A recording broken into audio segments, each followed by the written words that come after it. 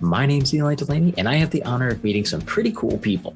These are the entrepreneurs, the artists, the creatives, the game changers that are making a positive impact in the people that they meet. And I'm a firm believer that the people that you meet can get you anywhere you want to go. And this show is my way of sharing them with you. It's my way of also helping you meet cool people. All right, welcome back to another show. Eli here, and today I've got, it's so funny, through Success Champions, an organization that I've been very active with in the last year. I have met some of the most amazing people. So that's why a lot of my guests happen to be on this show, is because I meet them because of that group. And I just had the opportunity to go to the Badass Business Summit just a couple of weeks ago. Had an amazing, amazing time. We even have some really cool episodes coming up with that one. So you guys will have to tune into those. Those should be showing up in the next few weeks, probably. But I happened to meet our next guest at that event, and we hit it off like right away. Then we ended up having a great call afterwards. And of course, it was like, all right, this is definitely somebody I want to bring and share on the show. So today's guest is Leslie Shields Botvidson, and she is the owner of Shields Agencies, specializing in individual Medicare and small group benefits, She's also the vice president of the Fort Worth Library Advisory Board and past social chair of EO Fort Worth. If you don't know, entrepreneur organization, very, very cool organization out there. And her business has done amazingly well since she started it, and more so, she's actually done really well when everything happened with the pandemic. And so what we talked about there was pretty cool. And so that's why I wanted to bring her in. So with that said, Leslie, thanks so much for coming and hanging out with me today. Yeah, get to hang out with Eli and meet cool people. Yeah, that's the whole point, right? Yeah. All right. So what else, I kind of did your little bio thing. Is there anything else that I missed that maybe we should talk about? Yeah, I've been in Fort Worth for almost 10 years. I'm a mom.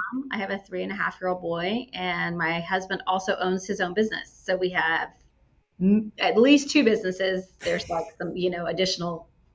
I always like it's at least 2 businesses. Sometimes I forget because they come and go. Depends on the day, how many businesses we have that time. So we have a lot going on.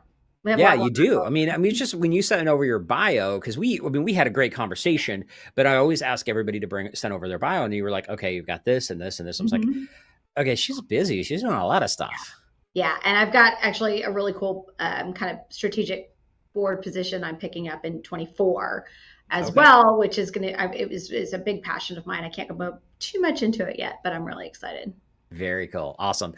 So you and I talked about your business and especially things that you did differently and how you were still able to thrive during, in 2020 when everything blew up and the world blew up as we know it. And it's still not quite the same. But what you mentioned hybrid business, and tell us a little bit more about what that stands for. What does that mean? So all of our employees they're expected to have some time in the office, and whether that's they fly in or drive in, I see them between 4 and 6 times a year. And I think that in terms of hiring and setting expectations for your employees, it's a very important distinction between hybrid and remote. Remote means, and HR legally means, that you don't ask them to come in. But our team is expected to be in the office, a few times a year. And some of them are actually, I've got one in Arizona. We fly her in. I've got one in Houston who just flew in for $53 round trip on Spirit. That was cheaper than paying her mileage. So that was lovely.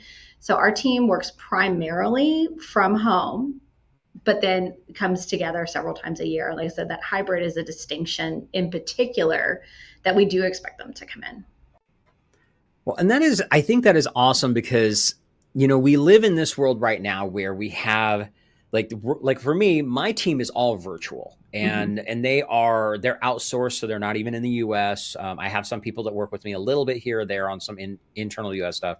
But that's, doing remote, that's where I've been doing that for, 15 years now. Right. Because I think it was when, I knew about it before, but when Tim Ferriss launched the 4-Hour Workweek, that's when everybody realized that virtual assistants and outsourcing was even a thing and possible for those of us in small business. So we always thought it was for corporate, for the big guys. And so I've always been that way. And then I know people that are a lot more in that brick and mortar world Hmm. where they didn't know what to do with work from home because it Yeah. wasn't a thing back then. And I love because like right now, I know there's a lot of angst about companies that want people to come back and be Mhm. in house. There are certain companies that have completely said, no, we're going to come back this way. A lot of different And ones have said that. Yeah. yeah. And Yeah. then we have the other ones that are like, okay, why did we ever do it this way? So remote is awesome because we don't have to deal with the traffic. We don't have to deal with the big offices or any of that kind of stuff. But I like how you've done this remote, this hybrid thing where people are still required to come in at a certain point. Yeah. It's just not all the time. And I think that builds a different kind of community, doesn't it? Mhm. Yeah, absolutely. And I think that it's an interesting distinction, and what I find, not all, I mean, there are a lot, most agencies. I'm doing a summit in a few weeks, and she has me coming on and talking about owning a hybrid insurance agency, because most of the insurance agencies she works with are all in person. And I think that's a very traditional model of how people have run agencies. You know, the principal has the big office and everybody else kind of sits out front. And for me, I have found that obviously small businesses cannot always provide apples to apples similar in salary matching that like a large corporation could provide. And then I also find that small companies, we expect everybody to wear a lot of hats. And so for me, being able to provide a culture and work environment that is attractive is what helps make that full package make sense. So come and work for me. I cannot pay you what the huge guy down the street pays, but what I can provide is X, Y, and Z, and that having to do and built around our culture, and our culture including the hybrid work environment. Now, and I think that's great the way you're doing it because it is also, again, it's the culture. And I know, like, I know certain people that are in the outsourced world, or they have teams that are in that outsourced world, and they still do have that. But they're like, okay, we're all going to fly together and have like a retreat kind of situation, which is a little bit different. You Yeah. still have that great community building Mhm. component, but I do think that there is a difference of being able to sit down in the same office with somebody and have a Mhm. conversation is never, it's always going to be a better situation than, like, even our conversation right now is great, but when we met in person it was better, right? Mhm. That's just kind of the nature of humanity. And it builds a different connection and culture within your team. And Yeah. so when we interviewed, so for example, in August, I interviewed to find a full-time administrative coordinator for our agency. So an assistant slash do everything else. And we're going to put it underneath this administrative coordinator title. And the best candidate we got out of all of our resumes was in Houston.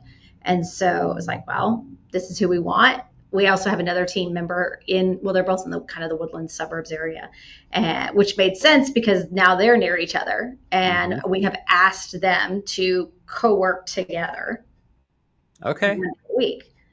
And it helps in both of their feedback. And hadn't even planned on asking that. At first, we were like, oh, it's great. They live near each other. Maybe they can help each other out occasionally. But then when they did go and work together for a full day, they were like, oh my gosh, she was new. Everything made more sense. And it allowed them to be more productive and then also feel like they were a part of a team. So to Right. build that continuity and community within the agency. So I have two of them there now. And then I've got one who's in Arizona. And luckily for me, where I have my team members happen to be cheap flights. Not everywhere is cheap flights. So it makes sense for us to, fly people in. We had a kind of a leadership meeting last week and didn't necessarily need my administrative coordinator to be here, but hadn't really even met her in person yet. And was like, okay, you know what? This is a great excuse. Come on in. We flew Mm. her up. She spent the day. She popped in the meeting when we needed her. And then when we didn't need her, she was in my office helping, doing a lot of filing and straightening up and going through things and getting my life together, which Right. if I allowed me to, the hybrid thing allows me to hire the best candidate, which she was. But the downside of that is if I had hired an administrative coordinator here, they would be in my office filing and doing all of that. So bringing her in that day allowed her to very reasonably get some of those additional tasks done with it costing the agency minimal dollars. Right. No, and I love that. And it's cool the way you got that because it does, you brought up something I think is really important with that is the ability to, like, even having, that those coworkers that are in the same location, if they are Mhm. remote, where they can co-work together, maybe go to a coffee shop and spend the day working together or whatever it is. which does the two things. Number one is it builds camaraderie. It gives them an Mhm. opportunity to actually physically meet each other, which is going to bring them closer. But on top of that, it does, I think that was brilliant to have it that way, for the fact that they now can, like, if somebody's struggling with, one of them struggling with something, they can like, hey, do you got any ideas on this? Or can you help me with this? And instead of having to chase somebody down, through a chat program, because, everybody's addicted to Slack nowadays. I still refuse to use the stupid thing. And, it's like, that's where a lot of that comes to Mhm. be, where you're just like right there, you can do it, but it's not all the time. So Yeah. like somebody like me, I do want to be isolated, because that's where I can focus and get my work done. Mhm. And a general office environment is not a good place for me, because there's too many distractions. Mhm. So it's kind of cool. It's like, okay, we can have that here, but not all the time. Not all the time. Yeah. Yeah. And I think that's really cool. So for people that are looking at, like, if they've got more of a traditional business, and so generally they would be hiring somebody local to come into the office all the time, what are some of the things that they need to be looking at, and how can they start approaching this hybrid thought process? Mhm. So for us, it was driven obviously by the pandemic. We started hiring during the pandemic. Everybody was remote. And so it naturally set us up to be that way. But what I would think of as a traditional business is, if it is a role, not every role, obviously, if you're running a cashier, that role can't be hybrid. But if you're looking for a marketing person who can be a part of your team, who and that may get complicated. Although I have some friends who have brought in their Filipino VAs who have run their marketing to do in-person work with them once a year in the US. And so I've seen that as well. So it's not completely out of the question, depending on your budget for that kind of environment, which very well may make sense if you're doing your calculations on your costs, if you're offshoring employees versus domestically employing, that flight and cost may offset itself versus what you would pay somebody domestic. But for me, it was about finding the best person for the role, and then also office space. So we had a bigger office at one time. Coming out of COVID, people were saying, we want to come in, we want to go back to the office, and they really didn't. And I had paid for the office space that nobody came into. And so if you're looking to control your overhead costs, having remote employees that use their own space, and I have a private office, an executive suite, but I don't permanently have a space for everybody on my team. When they come in, we use a conference room. So if you're looking at how to change from traditional, or maybe you have a role that's you've been unable to fill, then we start talking about some of the non-traditional hires, and that may be, say, a mom who does pick up and drop off, and getting, or not having to drive an hour to your office and an hour back, allows them the flexibility and the work-life balance they need to be able to be your employee. And so that hybrid model may just be driven by being able to find the right fit, put the right butt in the right seat. Right. And I think you just brought up something really, really good to think about, is that in that possibility of the alternative, somebody who, like, may not be looking for even a full-time job, but a Mm-hmm. part-time, because they still need to be like a stay-at-home mom or whatever, it, giving people that flexibility. Yeah. Yeah. And I think that that's really powerful. That's one of the things that's been an advantage to living in this digital world that we are right now, where we can work remote. I mean, I know people who their entire job is anywhere in the world. It is not anywhere close by. I have a friend Mm-hmm. who, he is a nomad copywriter. He's, Steve Peterson, and he literally travels around the world writing copy for other people. And as long as he's got his laptop and internet, he's good to go. And, it's kind of cool to have that kind of flexibility.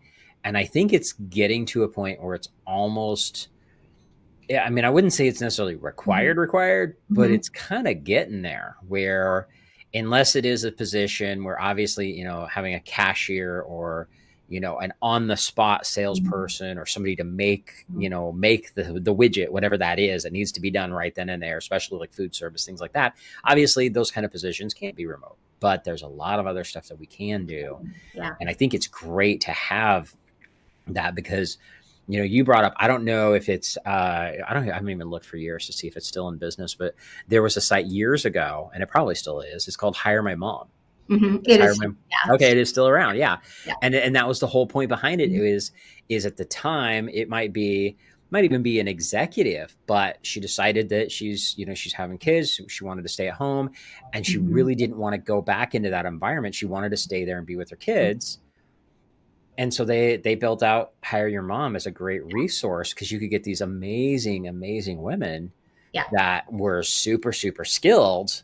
Yeah. They just need a bit more flexibility because they're taking care of their kids. Hmm. And it's like, and it's a great way to get somebody in the door in a different situation. So thinking differently about, okay, I Yeah. don't necessarily need to have somebody that sits here all this time, or maybe it's not even just sitting there all this time, but they might be like, okay, I need to be able to have the flexibility to take an hour off here, an hour off there, Hmm. those kind of Yeah. things.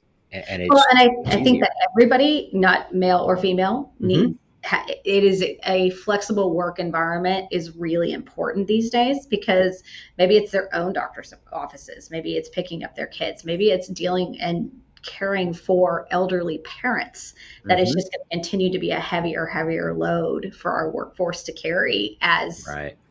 as they're aging. And so in my case, I have elderly parents and I have a toddler.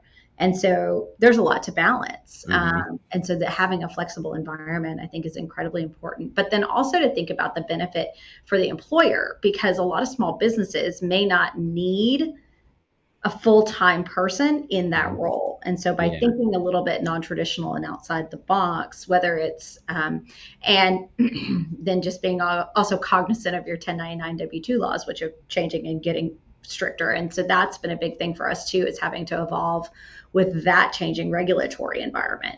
But allowing people to live their life. And I mean, our model in my agency is just get it done. Because Right. we also have flexible PTO, unlimited flexible PTO, and it's not been for everybody. To be fair, we've hired some people where it was not for them, Mm-hmm. and we'd ask them to come.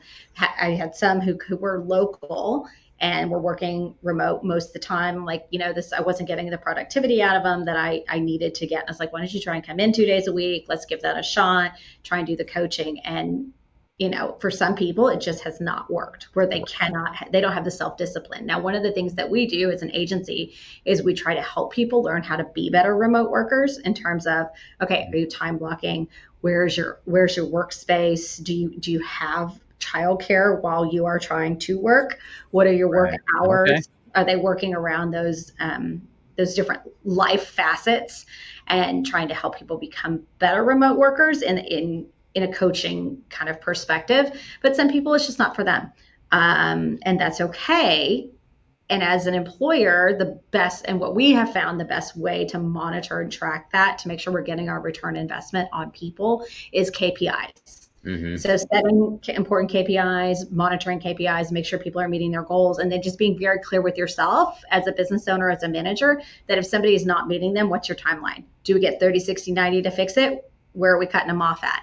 And I think that is a really key piece to being able to have productive remote or hybrid employees. Okay. I would love it if you could expand a bit more on like some basics of the training that you're doing as far as getting them into, okay, to see number one, to decide is somebody a good fit for remote to begin Mm-hmm. with, and then two, what are some of the tools that you give them to help them become great remote employees? Because I think this is great. And I know a lot of people listening are going to be like, okay, I really like this Mm-hmm. idea. I should do it. Mm-hmm. But there is some learning both on your side and the employee side that you got to figure that out. So could you spend a couple minutes explaining a bit more of some of the things, some of the tools that you give them to help them become more productive and stay on Yeah. track?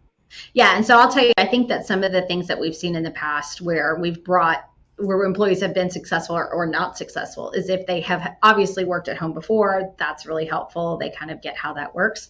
Have they worked in jobs that required them to be self-motivated, where they had to go in and, here's this whole mess of a work environment or tasks or things to figure out, and they're able to go through task lists, decipher, and prioritize. Obviously, having experience doing that, it leads to a higher success rate. But then also, one of the first things that we do when we're onboarding is we work with people on time blocking. And so, getting people in, getting them used to it, week or so in. All right, so can you show me how you're running your day? What goes first? How do you start your day? you're using a task list. I find that for people that I work directly with, having a morning check-in has made a really big difference. So first thing in the morning, let's do 10, 15 minutes. What's on your task list today? Where are you stuck? What are you working on? How can I help? And I like to use the phrase, how can I support you? Because it makes everybody feel, I don't know, it just seems to work better with people than how can I help? How can I support you in your tasks and what you have going on? And then going over and having them say, okay, next week I'm going to want you to show me how you're planning your day, because that way they know there's some accountability there, but also I can help them when I see how they're planning their day. You know what? Why don't you be sure to put X, Y, and Z 3 times a day, so you make sure you're hitting on those. Here's what I'd like us to start with. Here's what I know actually this is really the priority. So having that clear communication, and then also just checking in with them that they have those tools, and you're giving the tools. I think sometimes throwing people out there and expecting them to be able to just do it doesn't lead to the higher success rates, for sure. Yeah, definitely. And I love how you broke that down, and you're Mm-hmm. completely right. Cause a lot of times when we hire people are like, all right, here's the keys, go for it. And Mm-hmm. it's like, no, Yeah. you got to teach them to drive first. Yeah, Right. absolutely. Yeah, you do. And I think that what you did, and I really want to, reiterate this, is that whole show me how you're planning your day. I Yeah. think that is super, super powerful, because number one, it does make sure that they are accountable. So you can see, okay, here's my plan for what I'm going to do here, Yeah. an hour here, 15 minutes there, blah, blah, blah.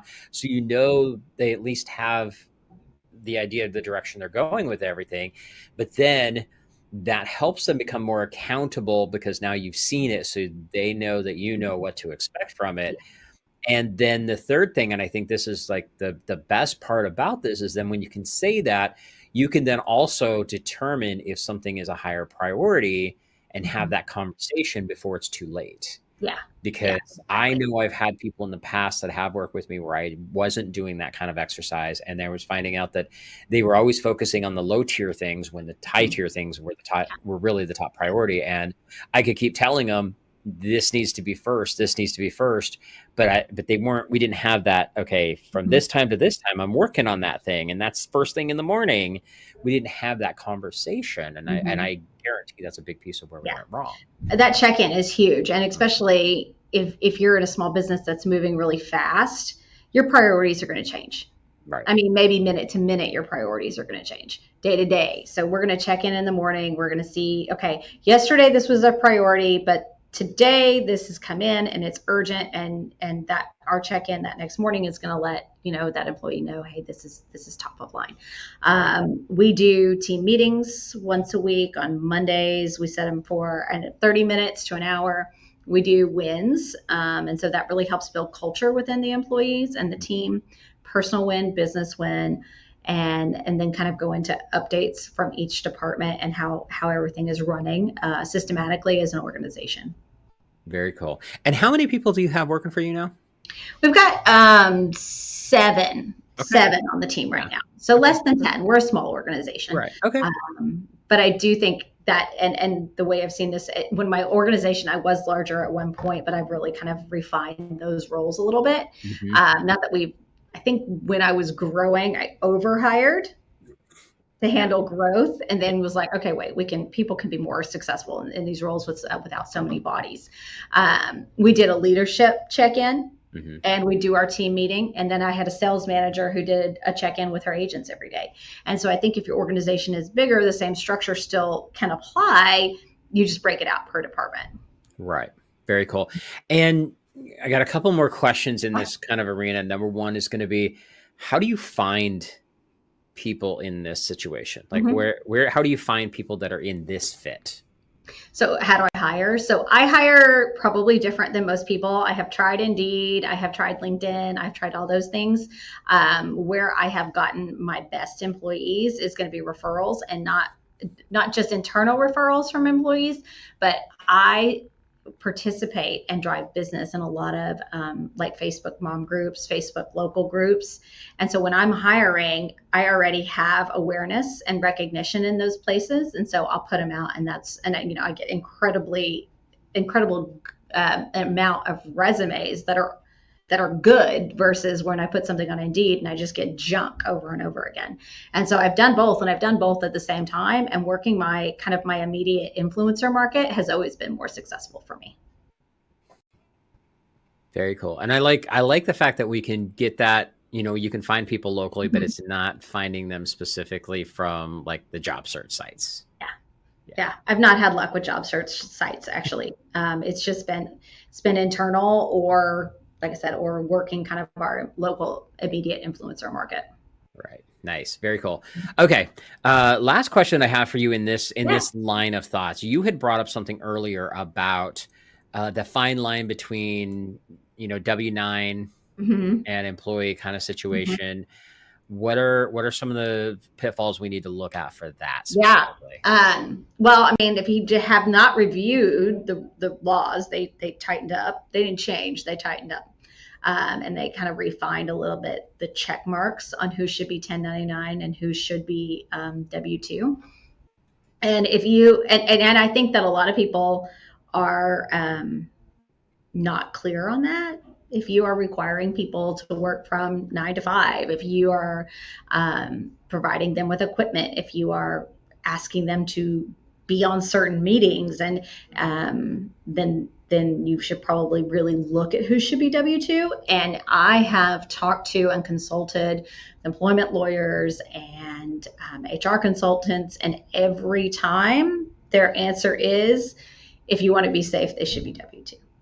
If it's an agency and you're hiring out a vendor, right? So, like if you're hiring a Filipino VA or Puerto Rican VA, that agency is placing people with hundreds of companies. Then obviously that's a fine event, either hiring the vendor and paying the invoice, or if you have like a VA who's on their own and you're 1099ing them, if they have other clients, then that's a good indicator that they 1099 is good. But I think just dotting your I's and crossing your T's and making sure that you are structured properly, because I've seen agencies in our industry be hit really hard, because then the government's like, okay, we'd like our payroll taxes. You had an employee leave, or a 1099 person leave, and they went to file unemployment, and then that triggers an audit, and then the state's like, give us our money.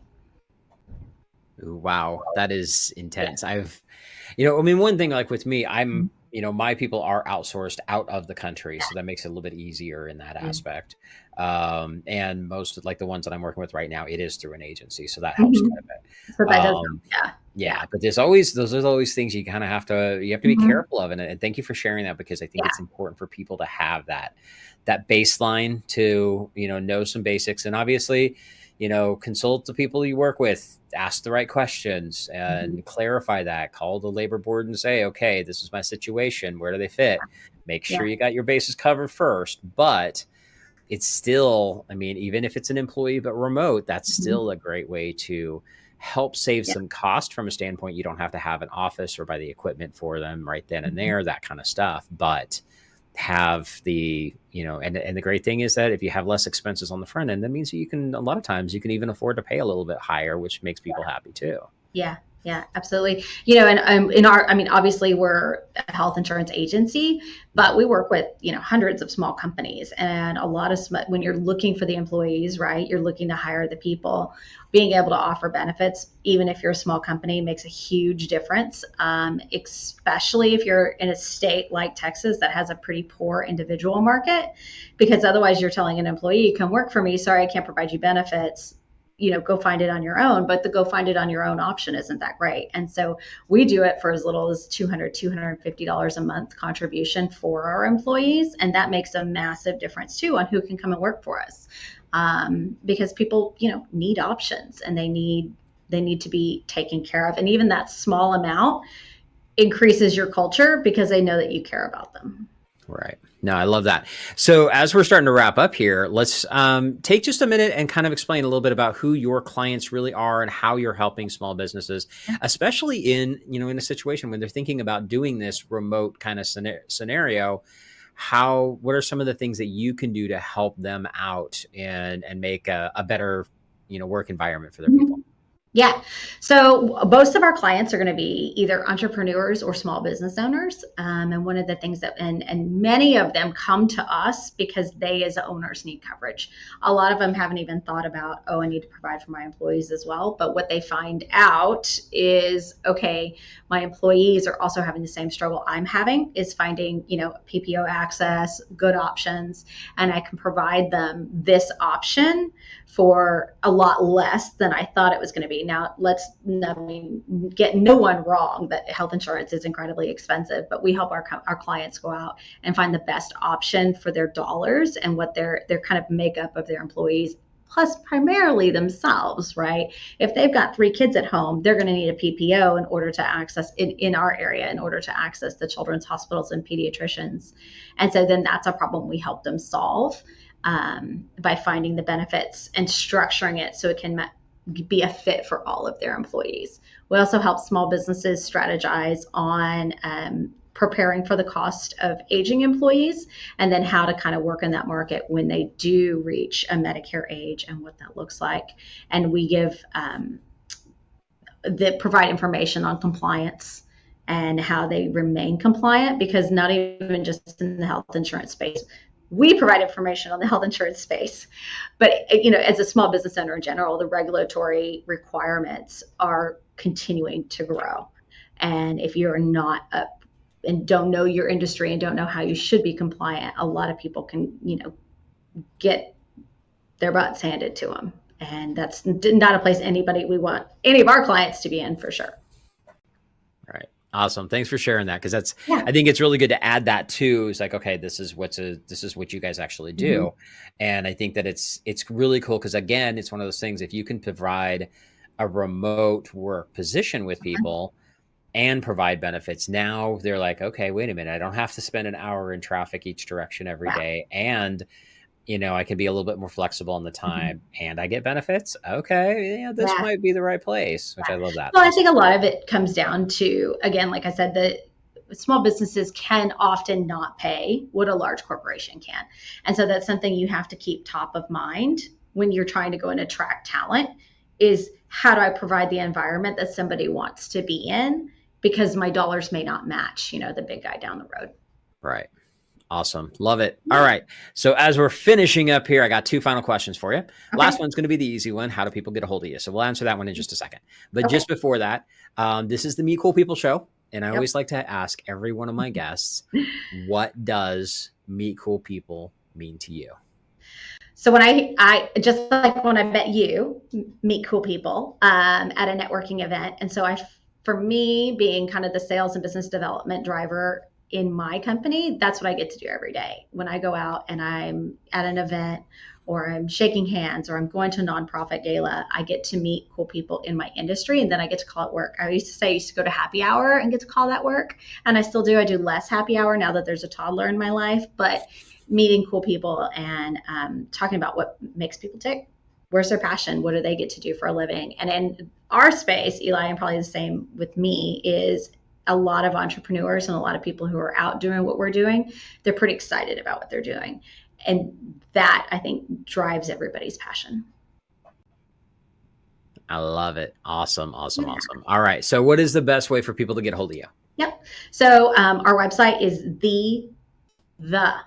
theshieldsagency.com. I was in Chicago and realized why no one really knows what I say when I say The Shields Agency. It's because I guess it's a Texas thing. We say the instead of the. theshieldsagency.com. Also, you can call our main line, and I'm sure you have show notes, but 469-474-3106. And I'm on LinkedIn and Facebook and really active on those 2 platforms. Kind of decided at some point in my life I could only be really good at like 2. Right. And then outside of that, I'm not so great. But those 2 are really good to get in touch with us. Awesome. Yeah. Very cool. Well, thank you so much for coming and hanging out today. This has been a pleasure. And I love all the stuff that you shared about the idea of that hybrid environment. It really does make a difference. Cool. Hey, thank you, Eli.